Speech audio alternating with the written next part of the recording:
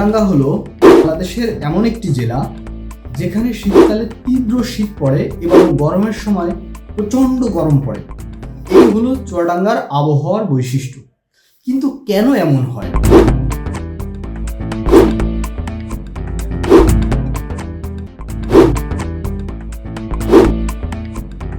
চুয়াডাঙ্গার এমন চরম ভাবাপন্ন আবহাওয়ার পেছনে মূলত তিনটি কারণ রয়েছে। একটি হচ্ছে এর ভৌগোলিক অবস্থান, দ্বিতীয় কারণটি হচ্ছে কর্কট ক্রান্তি রেখা, আর তৃতীয় কারণটি হচ্ছে এর থেকে সমুদ্র, বড় জলাভূমি এবং বড় বনাঞ্চলের সমীকরণ। অর্থাৎ এটার এমন একটি অবস্থানে রয়েছে যেখান থেকে সমুদ্র, জলাভূমি এবং বনাঞ্চল কেমন দূরত্বে রয়েছে সেটার উপর নির্ভর করছে। আমরা একে একের কারণগুলো ব্যাখ্যা করি। চলুন দেখেন, চুয়াডাঙ্গা জেলার অবস্থানটা এমন একটি স্থানে যেখান দিয়ে শীতের সময় হিমালয়ের যে হিমেল বাতাসটা প্রবাহিত হয় ওটা বাংলাদেশের দক্ষিণ পশ্চিম অঞ্চল দিয়ে বাংলাদেশে প্রবেশ করে এবং চুয়াডাঙ্গার উপর দিয়ে প্রবাহিত হয়, যে কারণে এখানে শীতটা বেশি অনুভূত হয়।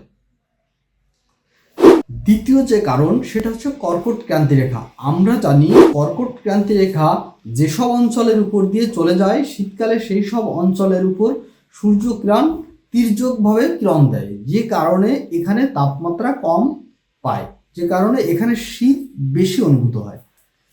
এবং একই কারণে দেখা যাচ্ছে যে সেখানে হচ্ছে গ্রীষ্মকালে অর্থাৎ গরমের সময় সূর্যকিরণ খাড়াভাবে দেয়। অর্থাৎ সূর্যকিরণ যখন খাড়াভাবে দেয়, সূর্য যখন একেবারে সোজাসুজি কিরণ দেয় তখন এখানে বেশি তাপ অনুভূত হয়, যে কারণে গরমকালে দেখা যাচ্ছে যে চুয়াডাঙ্গায় বেশি তাপ অনুভূত হয়, অর্থাৎ তাপমাত্রা বেশি থাকে।